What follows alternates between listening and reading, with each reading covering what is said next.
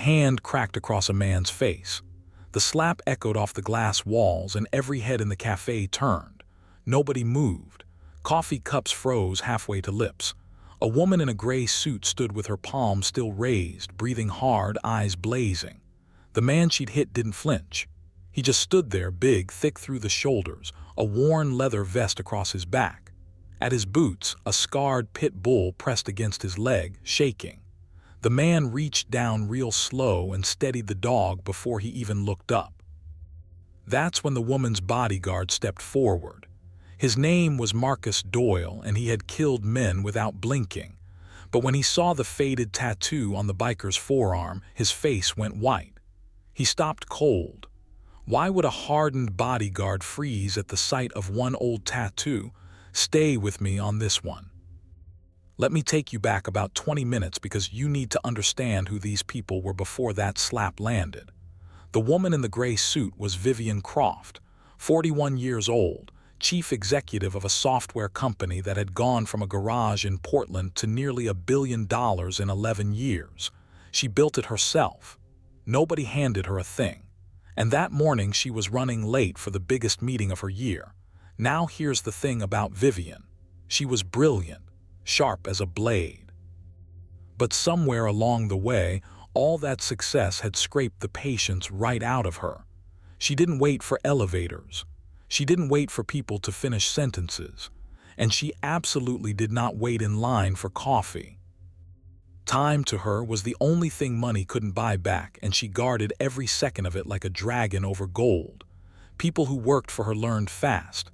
You spoke in numbers, you spoke quickly, and you got out of her way. The ones who didn't learn it didn't last. Walking 2 steps behind her was Marcus Doyle, 52. Broad, quiet, with gray coming in at the temples and eyes that never stopped scanning a room. He'd been her personal security for 6 years. Before that, he'd been a soldier. Marcus didn't talk about those years. Not to Vivian, not to anyone. He'd sit in a corner at company parties, nurse a single glass of water, and watch the exits. People found him cold. Vivian found him useful. To her, Marcus was furniture that could throw a punch, a shadow with a heartbeat.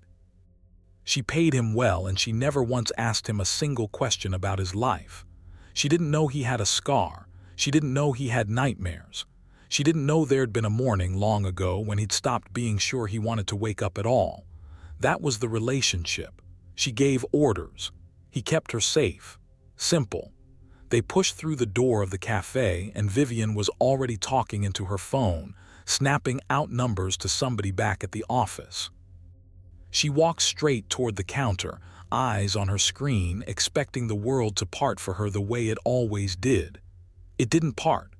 Right in front of the register stood a wall of a man. Leather vest, tattoos crawling up both forearms, a gray beard and a red bandana. And he wasn't moving because he was crouched down, both hands wrapped around a big scarred pit bull that was pressed flat to the floor, ears back, whole body trembling like it was freezing to death. There was a vest on the dog too, a service dog harness, and a little patch that read, "Do not pet, I'm working." The barista, a kid maybe 19, was leaning over the counter looking worried.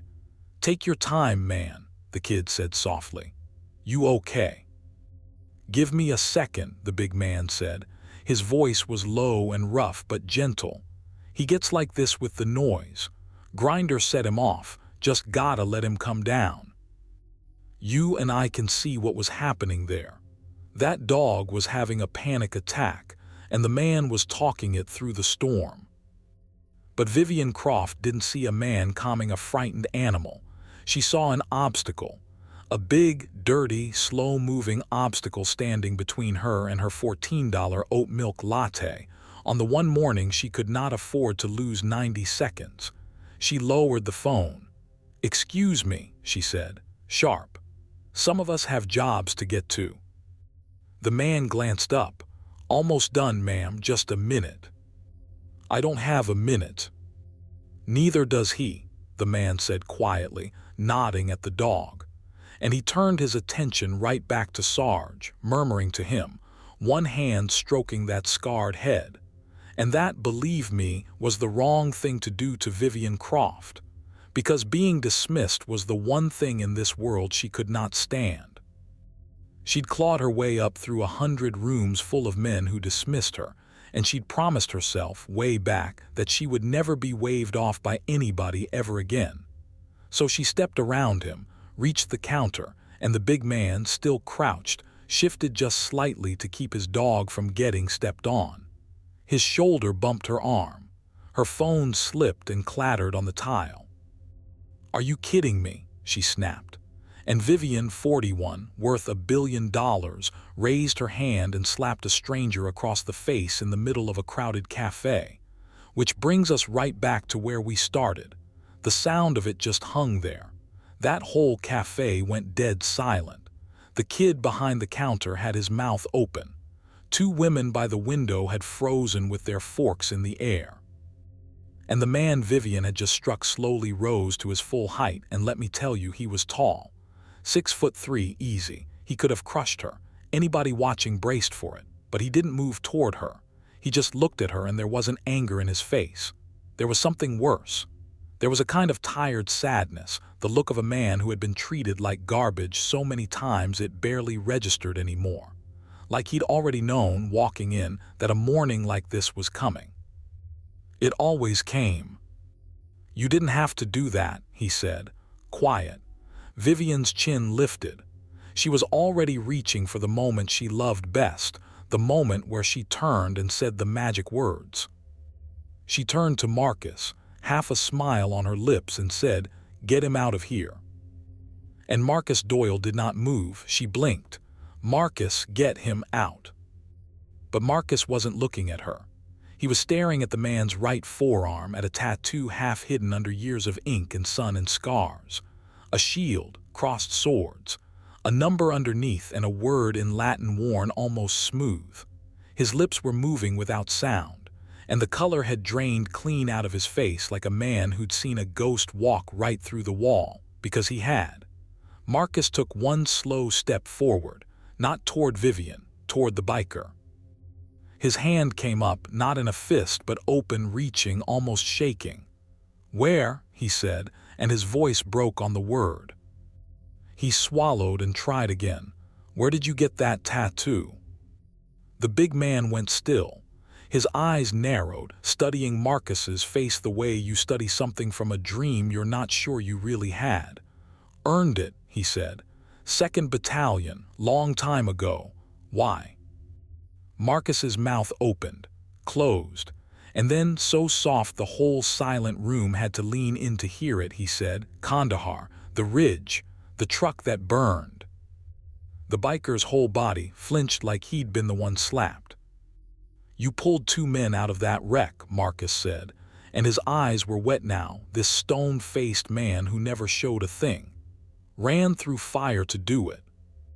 One of them had a piece of shrapnel in his leg and he was screaming. And you told him to hold on. You weren't leaving him." The man's jaw was trembling. "How do you know that?" Marcus reached down and grabbed the hem of his own pant leg, pulled it up, and there, running up the side of his calf, was a long, ropey scar, old and pale. "Because I'm the one who was screaming," Marcus said. "You saved my life. I never even got your name." For a second nobody breathed. The barista had both hands over his mouth. Vivian stood there with her slapping hand still half raised, forgotten, her whole face going through something she didn't have a word for. The biker's eyes went huge. He took a step unsteady, like the floor had tilted. "Doyle," he whispered, "you're the kid. The FNG with the busted leg. They said you didn't make it off the bird. They told me you died at Landstuhl." "I almost did," Marcus said. He was smiling and crying at the same time. 3 surgeries, but I made it because of you." And these 2 enormous men, one in a suit and one in leather, wrapped their arms around each other in the middle of that cafe and just held on. The biker's shoulders were heaving. Marcus had his face buried in the man's shoulder. 20 years gone in a heartbeat. 2 men who'd each spent 2 decades believing the other was dead. standing there proving it wasn't true. The dog, Sarge, looked up at the two of them and, sensing something had changed, thumped his tail once against the floor. They finally broke apart, gripping each other's arms. "Ruben," the biker said, wiping his face with the back of his hand. "Ruben Vasquez, boys call me Diesel." "Diesel," Marcus laughed, wet and broken. 20 years I wondered what happened to you, 20 years. And for one warm, golden minute everything was fine. It really was. Two brothers found each other after a lifetime apart. The women by the window were dabbing their eyes. Somebody actually started to clap. The barista slid 2 coffees across the counter and said they were on the house. Diesel crouched back down and got Sarge up on his feet, and the dog was calm now, leaning against his leg, tail going. Marcus wiped his face and let out a long breath, the kind you let out when a weight you've carried for decades finally slides off your back. He turned toward the little table by the window, ready to sit, ready to talk, ready to just be happy. You could feel the whole room relax. It was over. The ugliness was behind them, a miracle in a coffee shop. Roll credits, except it wasn't over, not even close. Because in that warm, teary quiet, one voice cut through the room, cold, impatient, completely untouched by any of it. "Wonderful," Vivian said, checking her watch. "Truly. Now can we please go? I'm going to be late." And just like that, the temperature dropped 40 degrees. Marcus turned around slow, and the look on his face was not the look of a man who had just found his brother. It was the look of a man who had just remembered exactly what his brother had walked into. "What did you say?" Marcus said. Vivian sighed the way you sigh at a slow child. "Marcus, this is very touching, it is, but I have the Hendrickson people waiting at the office. You can catch up with your war buddy later. Send him a card. Let's move." Now here's where the whole story turns, and I need you to really hear this part. Up until this second, this was a feel-good story about a reunion. 2 soldiers, a happy ending. But watch what happens now. Watch it change into something else entirely. Because Marcus Doyle looked at the woman he'd protected for 6 years, the woman who signed his checks, the woman who had just called the man who saved his life a war buddy she should send a card to. And something in his eyes went out. A light he'd kept burning for her, some small flame of loyalty, just died. "You slapped him," Marcus said, quiet, deadly quiet. "He was in my way. He was calming a service dog." "It's a coffee shop, not a hospital." Vivian's voice climbed. "Marcus, I do not have time for a lecture. Either you're coming or you're not." And there it was. That was the trigger. Because this wasn't about a rude woman in a cafe anymore. This wasn't even about a slap. In that instant, Marcus understood the real stakes, and so did everyone in that room. This was about whether the woman he'd taken a bullet's worth of risk for 100 times over saw people like Diesel, saw people like him, as human beings at all, or whether they were just furniture that could throw a punch, shadows with heartbeats, obstacles between her and her coffee. And Marcus made a decision that was going to cost him everything. He reached up and unclipped the earpiece from his ear. He unhooked the little coiled wire that ran down into his collar, and he set it on the counter, gentle, next to Vivian's untouched latte. "I quit," he said. Vivian actually laughed, a short, disbelieving bark. "Excuse me." "You heard me." Marcus's voice didn't shake now. It was steady as bedrock. 6 years, Vivian. 6 years I stood between you and every threat in the world. I would have died for you. And I never once heard you say thank you, not to me, not to a waiter, not to a driver, not to anybody who couldn't do something for you. He nodded at Diesel. That man ran through actual fire for a stranger, asked for nothing. And you hit him because he made you wait 90 seconds. The cafe was dead silent again. But this was a different kind of silence. And listen, if you've ever watched somebody finally say the thing that needed saying, if you've ever cheered for that moment, then do me a favor right now and hit that subscribe button, because these are exactly the kind of stories I live to tell, and I want you here for what happens next. Because what happens next is that Vivian Croft learns what she's actually made of, and it is not what she thought. Vivian's face had gone red and blotchy. You can't quit. There's a contract. There's a 2-week notice. Sue me, Marcus said. She wheeled on Diesel now because she needed somewhere to put all that heat. And you, I don't care what happened 20 years ago in whatever desert. That does not give you the right to turn my own employee against me in the middle of my morning. You people always find a way to. You people, Diesel repeated, real soft, and something shifted in the big man's face. Not anger. He'd made his peace with anger a long time ago. It was more like a door opening, a decision to finally let this woman see the thing she was so desperate not to see. You want to know about these people, lady? Diesel said. He pulled back the collar of his vest and there was a photo pinned inside it, laminated, worn, soft at the edges. 2 young soldiers, arms around each other, grinning in the sun. One of them was clearly a young Diesel. The other was a boy who couldn't have been more than 19. That's my little brother, Tomas, Diesel said. He didn't come home. He caught the blast that put the shrapnel in your bodyguard's leg.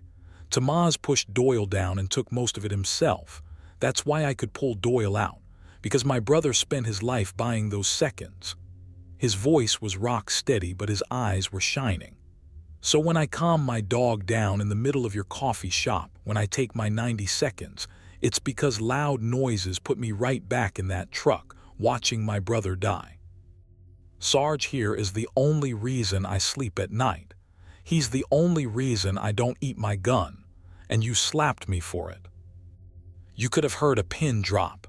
The 2 women at the window were openly weeping now. The barista had tears running down his face.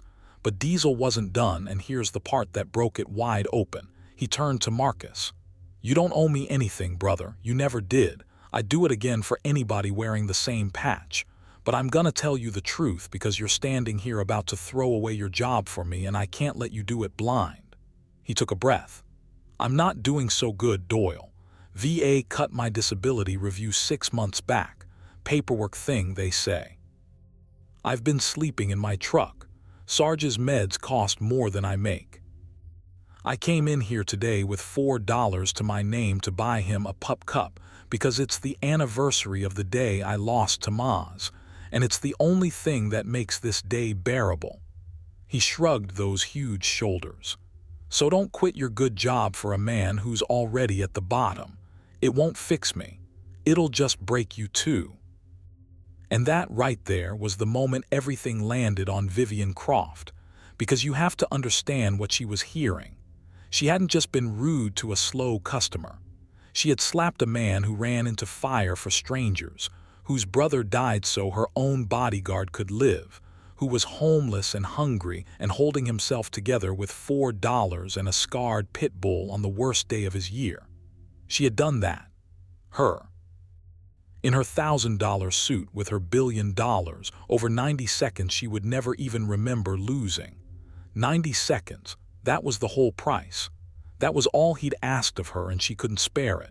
I've seen a lot of people get humbled, but I have never seen anything like what happened to Vivian Croft's face in that cafe. It just collapsed. Every hard line she'd built over 11 years of never waiting, never thanking, never seeing, it all caved in at once. Because for the first time in maybe her whole adult life, she was standing in front of a person she could not buy, could not fire, could not step around, and could not deny. A person who was, by every measure that actually counts, 10 times the human being she was. And she had hit him. Her hand, the hand that had done it, came up slowly and covered her mouth. "Oh God," she whispered, "oh my God." The mask was gone, all the CEO armor gone. What was left was just a woman who had done a genuinely ugly thing and could no longer pretend she hadn't. Her eyes filled up. Her chin started to shake. Somewhere in the back of her mind, she must have been running the math she always ran, looking for the angle, the fix, the deal that made a problem go away. And for once there wasn't one. "I didn't," she started and stopped, because she knew there was no end to that sentence that wasn't a lie. She didn't know. That was the whole problem. She had spent her entire life not knowing and never once bothering to find out. She looked at Diesel. And to her credit, and she had precious little credit left, she didn't reach for her checkbook first. She didn't try to fix it with money, not yet. She just looked him in the eye, and her voice came out small and cracked, and nothing like the voice that had ordered Marcus to throw him out. "I am so sorry," she said. "I am so ashamed. There's no excuse. I hit you. You were taking care of your dog and I hit you, and you're a better person than I have ever been in my life." Diesel studied her for a long moment. He'd been judged his whole life on the vest and the tattoos, and he knew exactly how much a stranger's opinion of him was worth, which was nothing. But he also knew what real shame looked like, because he'd worn plenty of his own. And he could see this wasn't performance. Something in Vivian Croft had actually broken open. "Apologies a start," he said. "Not warm, not cruel, just honest." And then Marcus stepped in, and Marcus, understand, was still quitting. He hadn't taken it back. But he had one more thing to say, and it was the thing this whole day had been building toward. "Vivian," he waited until she looked at him. "You spent 6 years asking me to protect your life. I did it. Gladly. Now I'm going to ask you to do one thing to protect your soul, and then I'm walking out that door either way." He nodded at Diesel. "This man is why I'm alive, which means he's why I've been standing next to you every day for 6 years. Every threat I stopped, every crowd I pulled you out of, every night I stayed awake outside your hotel room, all of that traces back to a kid named Tamaz who died in a truck, and a man named Reuben who ran into the fire. You've been protected your whole time with me by his sacrifice, and you never even knew his name. You owe him a debt, Vivian. Not because I say so, because it's just true. The only question left is whether you're the kind of person who pays what she owes." For a long moment, Vivian Croft just stood there, and you could watch a whole life reorganizing itself behind her eyes. 11 years of believing that the meeting was the thing, that the clock was the enemy, that the people in her way were just in her way. All of it turning over at once like ground breaking. Then she moved. She didn't reach for a checkbook. She reached for her phone, but not to check the time, not this time. She dialed, and when someone picked up, she said, "Push the Hendrickson meeting." "No, push it, I don't care. Reschedule everything today." She hung up. And then she looked at Diesel and she said the words that started to turn all of this around. "I don't know how to fix 20 years of the VA losing your paperwork," she said.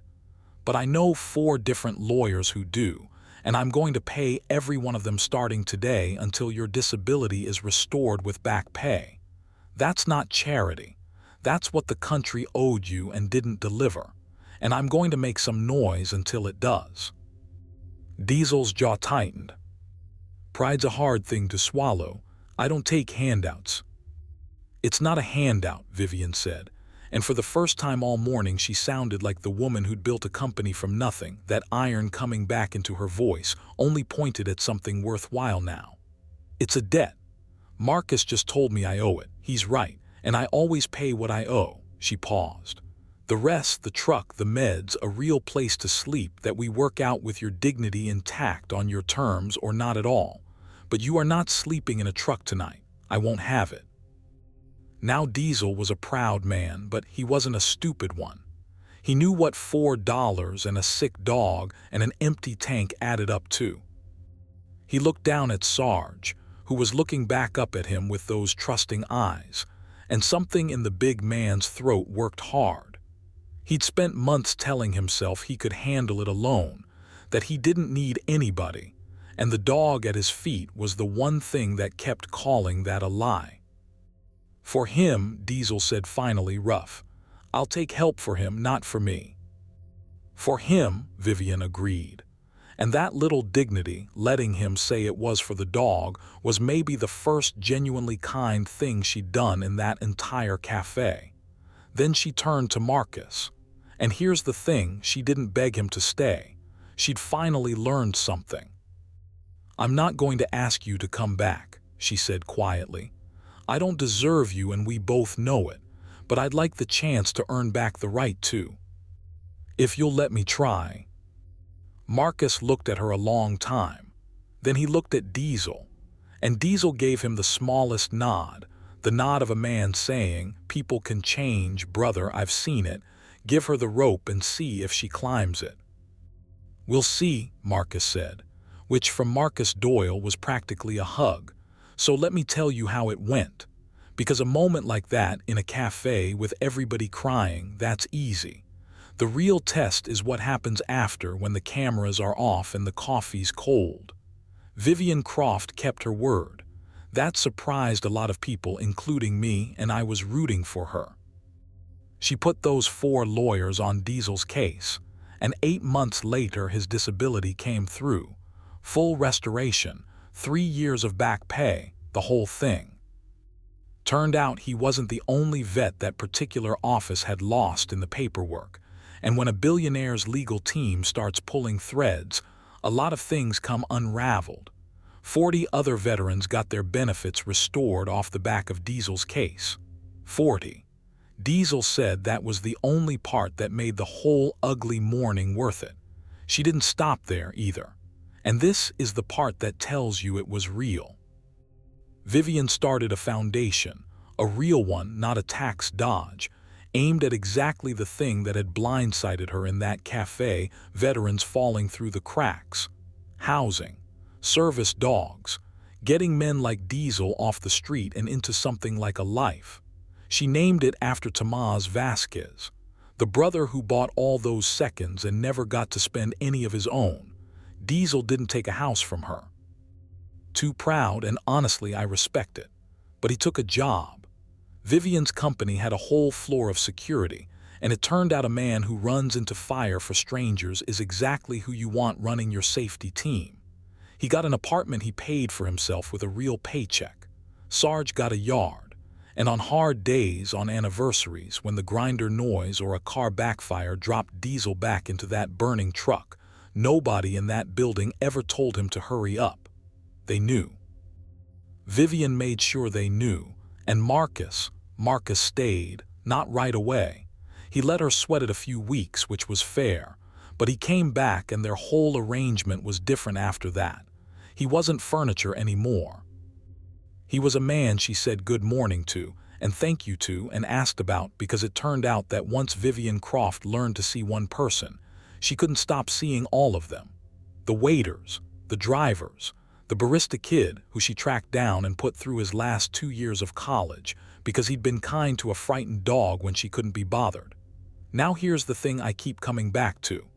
That whole story turned on a tattoo, a faded shield and some Latin on a tired man's forearm. If Marcus hadn't seen it, Diesel gets thrown out on the sidewalk and Vivian drives to her meeting, and she never knows, never once in her whole life, that she just slapped the reason her own protector was alive. She'd have gone right on being who she was, but she did see it. Or Marcus did and made her look. And that's really what the whole thing comes down to, isn't it? Seeing people. The man in the leather vest calming his shaking dog. The soldier who never talked about his leg. The kid behind the counter. They're all standing right there in front of us, every single day, and most of the time we're too busy checking our watch to notice a single one of them. Vivian learned it the hard way in front of a room full of strangers, with a stinging hand and a debt she'd spent her whole life not knowing she owed. But she learned it. Some people never do. The last thing. About a year after all of it, Diesel walked into that same cafe on the anniversary of the day he lost his brother. Same day it all started.